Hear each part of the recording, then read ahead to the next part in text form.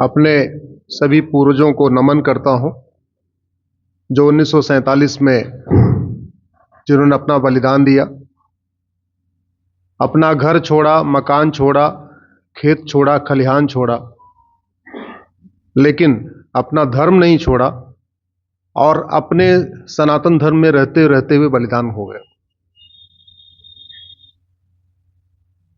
सवाल यह है कि जो वायरस 1947 में था, जो बीमारी 1947 में थी, जिसके कारण आप लोगों के पूर्वज कोई भिंबर छोड़ के आया, कोई कोटली छोड़ के आया, कोई मीरपुर छोड़ के आया, कोई पुंछ छोड़ के आया, कोई नीलम वैली छोड़ के आया, कोई हवेली छोड़ के आया, क्या वो बीमारी खत्म हो गई? क्या जोर से बोलिए जरा। क्या वो बीमारी खत्म हो गई? चलो 1947 के पहले चलो मान लो बीमारी थी। 1947 के बाद कठुआ में नरसंहार हुआ, जम्मू में नरसंहार हुआ, सांभा में नरसंहार हुआ, उधमपुर में नरसंहार हुआ, राजौरी में नरसंहार हुआ, डोडा में नरसंहार हुआ, किश्तवाड़ में नरसंहार हुआ, अनंतनाग में नरसंहार हुआ, कुलगाम में नरसंहार हुआ, पुलवामा में नरसंहार हुआ, शोपिया में नरसंहार हुआ, बड़गाम में नरसंहार हुआ, श्रीनगर में नरसंहार हुआ, बादीपुरा में नरसंहार हुआ, बारामूला में नरसंहार हुआ, कुपवाड़ा में नरसंहार हुआ। ये तो आजादी के बाद हुआ है। चलो कश्मीर छोड़ देते हैं, अरे अभी 2 साल पहले दिल्ली में भी तो नरसंहार हुआ था। तो वो जो समस्या थी वो खत्म हुई क्या? मुझे लगता है कि हमारे पूर्वजों ने जो इतना बड़ा बलिदान दिया, जिस समस्या के कारण बलिदान दिया, उनके बच्चे होने के कारण यह हमारी नैतिक ड्यूटी है, यह हमारी जिम्मेदारी है। उस समस्या को जड़ से खत्म करने के बारे में सोचें। बाकी डोमिसाइल मिलता रहेगा, पैसा मिलता रहेगा, कंपनसेशन मिलता रहेगा, वो सब बाद की बातें। सबसे पहले वो बीमारी जड़ से खत्म करने की जरूरत है। नहीं तो आप लोग मीरपुर छोड़ के आए, बाद में हमारे आपके और भाई कश्मीर छोड़ के आए, और भाई कुछ दिन पहले बंगाल छोड़ के पलायन किए थे, और भाई हमारे कुछ दिन असम छोड़ के पलायन किए थे, अभी कुछ दिन पहले मणिपुर छोड़ के पलायन किए। ऐसे पलायन होता रहेगा।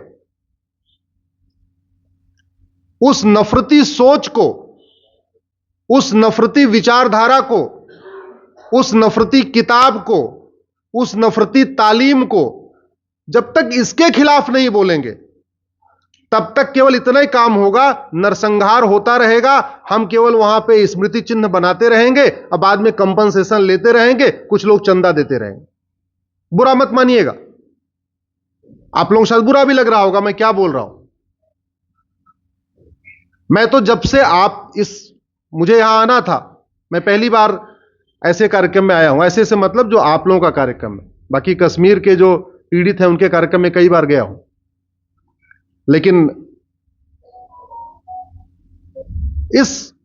आप लोगों के यहां आके इस स्तंभ को जब मैं प्रणाम कर रहा था, जब मैं वहां माल्यार्पण कर रहा था, तो मैं ये सोच रहा था कि हमारे पूर्वजों ने धर्म की रक्षा के लिए इतना बड़ा काम किया, बलिदान हो गए। बाकी हमारे गुरुओं ने तो अपने बच्चों को दीवार में चिनवा दिया। शिवाजी महाराज ने राजपाट छोड़ दिया। शीशगंज गुरुद्वारा यहां बना हुआ है, धर्म की रक्षा के लिए बना हुआ है, सिर कटवा दिया। लेकिन वो समस्या जी थी, जिस समस्या ने हमारे गुरुओं के बच्चों को दीवार में चिनवाया, जिस समस्या के कारण हमारी माताओं बहनों का मीरपुर में बलात्कार हुआ, पुंछ में बलात्कार हुआ, हवेली में बलात्कार हुआ, भिंबर में बलात्कार हुआ, वो समस्या तो खत्म ही नहीं हो रही। आपको यह जान के आश्चर्य होगा, 2 साल पहले यहीं स्वतंत्र भारत के 2021 के विधानसभा चुनाव में पूरे के पूरे गांव हिंदुओं के खाली हो गए और बाद में यह शर्त रखी गई, 1 दिन अपनी महिलाओं को दे दो तब घर वापस आ सकते हो। सुना होगा आपने 2021 के विधानसभा चुनाव में ऐसा काम हुआ था बंगाल में। सुना होगा आप लोगों ने, नहीं सुना तो गूगल कर लीजिएगा। यह कंडीशन रखी गई थी, वापस अपने घर को चाहते हो, अपना खेत खलिहान चाहते हो, 1 दिन के लिए अपनी बेटियों को दो, अपनी पत्नियों को दो। उस बड़े सवाल के ऊपर सोचिए, उस लार्जर इशू के ऊपर सोचिए, नहीं तो केवल डोमिसाइल को लेके और कंपनसेशन को लेके और हमको ये मिल जाए ये मिल जाए। अरे भैया खत्म हो जाएंगे, दुनिया से खत्म हो गए। दुर्योधन का ननिहाल गंधार, जहां बड़े बड़े मठाधीश थे, मठ मंदिर थे, शंकराचार्य थे, महामंडलेश्वर थे, कोई नाम लेवा बचा है क्या उस अफगानिस्तान में? है कोई बचा हुआ? बताइए जरा, जोर से बोलिए, है कुछ? राजा भरत का ननिहाल कैके, उसी कैके को पेशावर कहते हैं। अब है कोई वहां मठ मंदिर बचा हुआ? है कोई यहां नाम लेवा बचा हुआ? ढाकेश्वरी देवी ढाका, है वहां कोई बचा हुआ? अरे पूरी दुनिया से गायब हो गए। पूरी दुनिया में जिस विचार के कारण अशांति है, उस विचार के खिलाफ हम नहीं सोच पा रहे, समस्या के मूल कारण पे जा ही नहीं रहे। क्यों हमारी माताओं को, बहनों के साथ बलात्कार क्यों हुआ था? चाहे वो कश्मीर हो, चाहे वो राजस्थान में जौहर क्यों करना पड़ा था? जिस सोच के कारण जौहर करना पड़ा, जिस सोच के कारण बलात्कार हुआ, वो सोच खत्म हुई क्या? नहीं। मेरा व्यक्तिगत मानना यह है कि जैसे बगीचे की रक्षा करना उसकी जिम्मेदारी माली की होती है, यह माली का काम है कि आम के बगीचे में कोई बबुल पैदा ही ना हो पाए। कोई बबुल पैदा हो तो उसको उखाड़ के फेंक दे। और कोई माली अगर आम के बगीचे में बबूल को बढ़ा रहा है, बबूल को सींच रहा है, बबूल को खाद पानी दे रहा है, तो वो मक्कारी कर रहा है, हरामखोरी कर रहा है, गद्दारी कर रहा है। मैं क्या कहना चाहता हूं आप समझ रहे होंगे आप लोग। जो लोग स्वतंत्र भारत में उस सोच को बढ़ा रहे हैं, जो सोच नफरत पैदा करती है, जो सोच कहती है मैं सुपीरियर हूं तुम इंफीरियर हो, जो सोच कहती है मैं पाक हूं तुम नापाक हो। आखिर भारत पाकिस्तान का बंटवारा किस लिए हुआ था? क्या कह के हुआ था? यही कह के हुआ था, हिंदू नापाक होते हैं, हम पाक हैं। हम पाक हैं, तुम नापाक हो, इसलिए हमें नया देश चाहिए पाकिस्तान। वो सोच खत्म हो गई क्या? वो सोच तो पहले जो सोच आपके मीरपुर में थी, वो बढ़ती बढ़ती श्रीनगर आई, श्रीनगर से उधमपुर आई, सांबा आई, कठुआ आई, दिल्ली आई, यूपी, गुजरात, बंगाल, राजस्थान, तो पूरे देश में फैली हुई है। सठे साठ्यम समाचरित, यह विदुर नीति है। लोहा लोहे को काटता है, यह हम आम भाषा में कहते हैं। और जैसे अभी आजकल नारा भी लग रहा है, जिसकी जितनी संख्या भारी उसकी उतनी हिस्सेदारी। आपकी संख्या ही नहीं है तो आपको भागीदारी कहां से मिलेगी? जिसकी संख्या है उसको भागीदारी मिलेगी। अब दो ही तरीका है, या तो आप लोग भी 10-10 बच्चे पैदा करो, 20-20 संख्या बढ़ा लो, और नहीं फिर दूसरा कोई तरीका है। मैं बार बार कहता हूं, ये सोच है कि जैसे मेरा ही रिलीजन सबसे अच्छा रिलीजन है, बाकी सब बेकार है। जैसे मैं इबादत करता हूं यही ठीक है, बाकी सब बेकार है। जो हमारी बात को माने वो ठीक, जो ना माने उसको। ये सोच को खत्म करना पड़ेगा। और ये सोच, कुछ लोग कहते हैं समाज की काम है। अरे भैया, ये सारा काम समाज का काम है। सरकार का क्या काम है? सरकार केवल टैक्स लेने के लिए है क्या? सरकार केवल सड़क बनवाने के लिए, खड़ंजा बिछवाने के लिए है क्या? यह सोच चाइना में क्यों नहीं काम करती? चाइना में तो कोई शंकराचार्य नहीं है, कोई महामंडलेश्वर नहीं है, कोई वहां पे जगत गुरु नहीं है, कोई कुछ नहीं है चाइना में। फिर वो सोच चाइना में क्यों काम नहीं करती, भारत में क्यों काम करती है? यह सोच जापान में क्यों नहीं काम करती? कभी आपने सुना जापान में सरतन से जुदा? जोर से बोलिए जरा, सुना आपने? कभी चीन में सरतन से जुदा होता है क्या? अगर चीन में सरतन से जुदा नहीं होता तो दो ही कारण हो सकता है, या तो चीन का डॉक्टर ज्यादा अच्छा है या तो चीन की दवा ज्यादा अच्छी है। अगर कोई बीमारी भारत में है और वो बीमारी चीन में नहीं है, तो अंतर क्या है फिर भारत और चीन में? भारत की दवा अच्छी नहीं है। क्यों? क्योंकि बीमारी डॉक्टर ठीक ही नहीं करता। ये हमारे दिमाग में गलतफहमी है कि डॉक्टर अच्छा होता है। कोई डॉक्टर अच्छा नहीं होता, दवाई अच्छी होती है। बीमारी को डॉक्टर ठीक नहीं करता, बीमारी को दवाई ठीक करती है। बीमारी को इंजेक्शन ठीक करता है, बीमारी को वैक्सीन ठीक करती है, डॉक्टर ठीक नहीं करता। अगर इस देश में वायरस फैल रहा है, जिस वायरस के कारण, जिस बीमारी के कारण आप लोगों को अपना घर परिवार छोड़ के भागना पड़ा, हमारे आपके पूर्वजों को पूरा वो मीरपुर छोड़ के भागना पड़ा, वो आज भी है। आज किसी को दिल्ली छोड़ के भागना पड़ता है, कभी कैराना छोड़ के भागना पड़ता है, कोई मुजफ्फरनगर छोड़ के भागना पड़ता है, कभी मुर्शिदाबाद छोड़ के भागना पड़ता है, कभी असम से पलायन करना पड़ता है। इसका मतलब हमारे डॉक्टरों ने सही दवा ढूंढी नहीं है। इसका मतलब हमारे डॉक्टरों ने सही दवा ढूंढी नहीं है। और मैं बार बार कहता हूं, डॉक्टर बदलने से बीमारी ठीक नहीं होती। आपको अगर बुखार हो जाए, आप एक डॉक्टर के पास जाओ, वो भी पैरासीटामोल दे, दूसरे के पास जाओ, वो भी पैरासीटामोल दे, तीसरे के पास जाओ, वो भी पैरासीटामोल दे। और अगर एक पैरासीटामोल से बुखार नहीं उतरा तो दूसरे तीसरे वाले से बुखार नहीं उतरेगा। अगर बुखार उतर नहीं रहा है, इसका मतलब या तो दवाई का डोज ठीक नहीं है और या तो दवा नकली है। और दूसरी बात ये, कोई बीमारी इनिशियल स्टेज में अगर ठीक हो जाती है तो आज जल्दी ठीक हो जाती है। वो लंबी चलती है तो जैसे बुखार टाइफाइड हो जाता है, निमोनिया हो जाता है, ऐसे ये समस्याएं भी बढ़ती हैं। चिंतन इस बात को लेकर होना चाहिए। मैं आप लोगों से आग्रह करूंगा, आप साल में एक बार मिलते हैं, इस बात पे चिंतन करिए जिसके कारण हमारे पूर्वजों ने अपना घर मकान खेत खलिहान कश्मीर से छोड़ा। आने वाले टाइम में हमारे बच्चों को दोबारा कुछ न छोड़ना पड़े, वो समाधान क्या है? मेरा यह मानना है वो समाधान है समान शिक्षा। मेरी पीआईएल चल रही है, मैंने ये कहा है कि जब तक नफरत के स्कूल चलते रहेंगे तब तक भारत में शांति समृद्धि आना नामुमकिन है।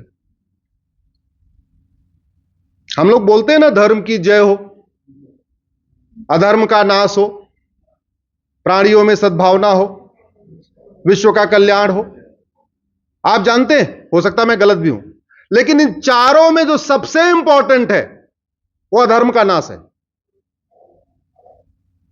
धर्म की जय करने से अधर्म का नाश नहीं होगा, अधर्म का नाश करने से धर्म की जय 100% होगी।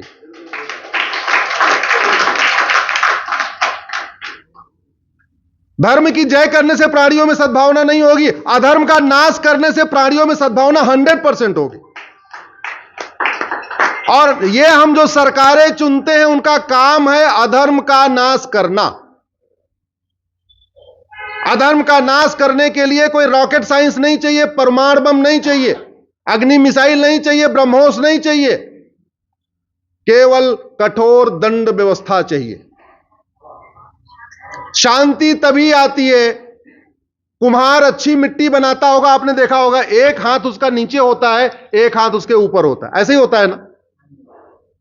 अंदर वाला हाथ है शिक्षा व्यवस्था, ऊपर वाला हाथ है दंड व्यवस्था।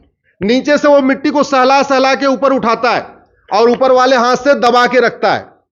शिक्षा व्यवस्था ऐसी हो कि दिमाग में नफरत आए ही ना, पाक नापाक का विचार ही ना आए, सुपीरियरिटी इंफीरियरिटी का विचार ही ना आए। शिक्षा ऐसी हो कि सभी बच्चे वसुधैव कुटुंबकम पढ़ें, सभी बच्चे नारी तू नारायणी पढ़ें, सभी बच्चे सर्वपंथ संभाव पढ़ें, तभी तो आएगी आपस में प्रेम भाईचारा, तभी होगा ना।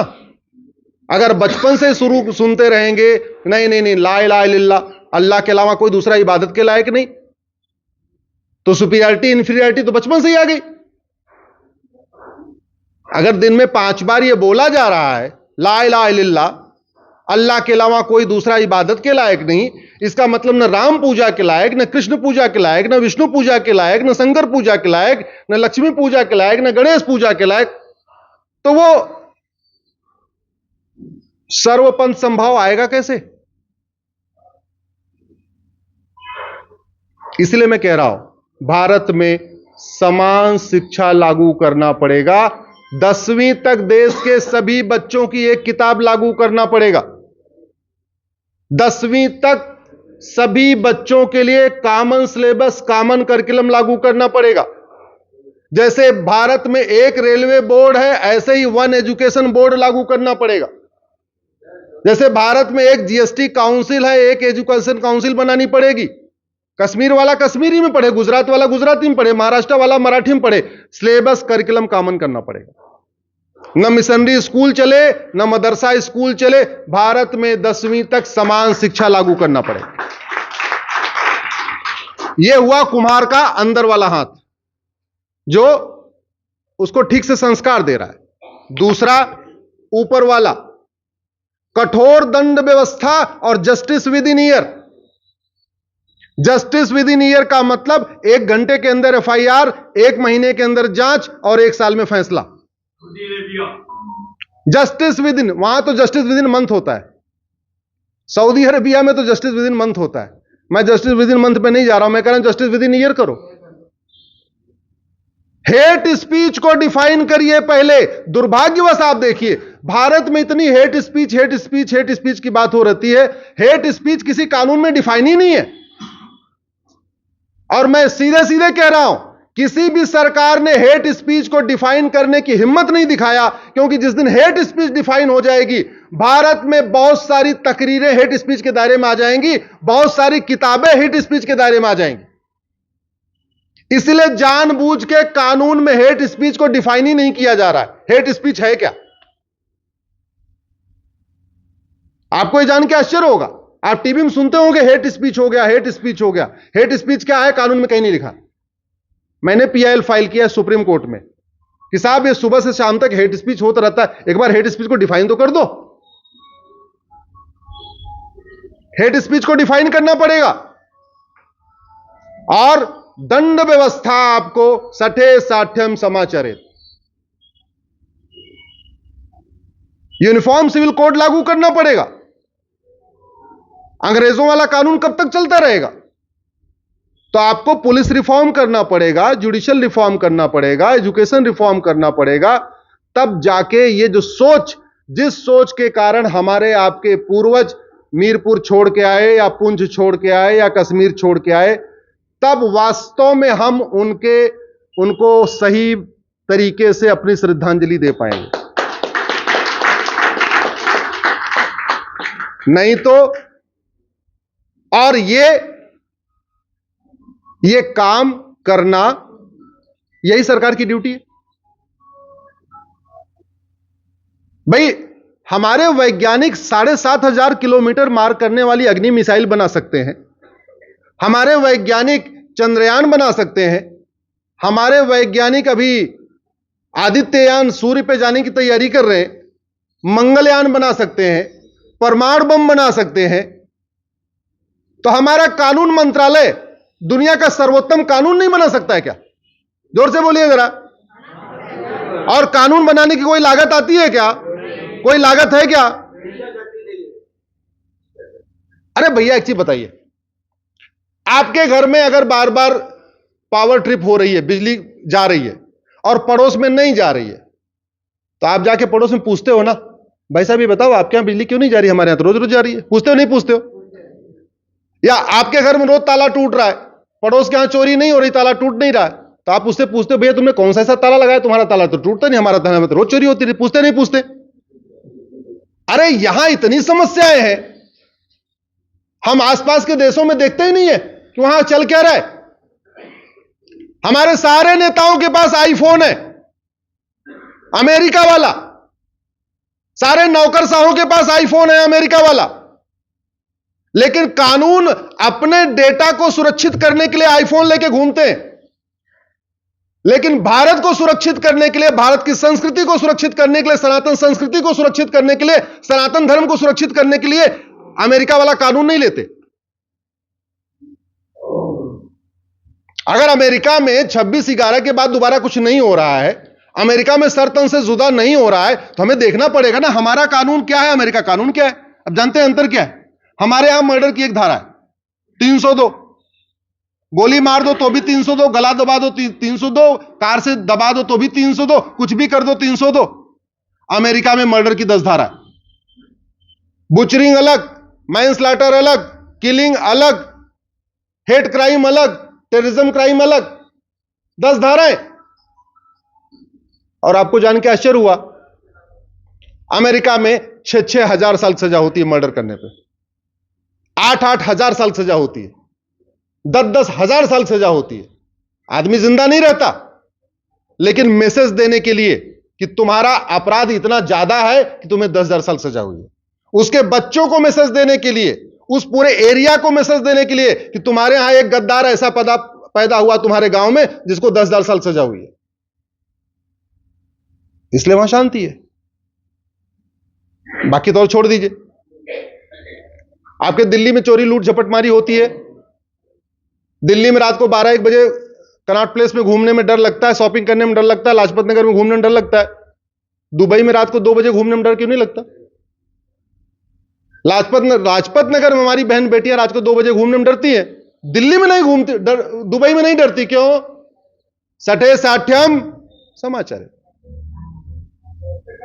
इसलिए मैं बार बार कह रहा हूं, ऐसी कोई बीमारी नहीं जिसकी कोई दवाई नहीं, ऐसी कोई समस्या नहीं जिसका कोई समाधान नहीं। 80% समस्याओं का समाधान कानून है। केवल भूकंप, बाढ़, सुनामी या ऐसी समस्याएं छोड़ दीजिए जो प्राकृतिक आपदा है। मैं कहता हूं 80% समस्याओं का इलाज संसद और सुप्रीम कोर्ट से हो सकता है, लेकिन दुर्भाग्यवश समस्याओं की वाई एनालिसिस नहीं हो रही है, समस्याओं के जड़ पे चर्चा नहीं हो रही है, मूल कारण पे चर्चा नहीं हो रही है, अस्थायी समाधान पे चर्चा नहीं हो रही है, सतही तौर पे चर्चा हो जाती है। कहीं पे पलायन हो गया, 3 दिन मीडिया में बहस हो गई। पलायन किस सोच के कारण हुआ, उस सोच का मूल कारण क्या है, उसका अस्थायी समाधान कभी आपने टीवी में चर्चा सुना नहीं होगा। उदयपुर में कन्हैया को मार दिया, 1 हफ्ते तक चर्चा हो गई, टीआरपी हो गई, वीडियो शेयर हो गए, फेसबुक ट्विटर पे वीडियो आ गए। कन्हैया तेली को किस सोच ने मारा, उस सोच का मूल कारण क्या है, उस सोच का अस्थायी समाधान क्या है, खत्म। तो कभी फला, कभी कन्हैया, कभी ये, कभी राम कुमार, कभी हिना तलरेजा, कभी डॉक्टर नारंग, कभी ये, कभी गंजू जी, कभी टकलू जी। एक के बाद एक हत्याएं होती जा रही। भारत का जुडिशियल सिस्टम ठीक हो जाए, कठोर कानून हो जाए, जुडिशियल सिस्टम ठीक हो जाए और शिक्षा व्यवस्था अच्छी हो जाए, मैं कह रहा हूं सारी समस्याओं का समाधान हो सकता है। आज के लिए इतना ही, शेष बातें हम आपसे फिर चर्चा करते रहेंगे। बहुत बहुत धन्यवाद, बहुत बहुत आभार।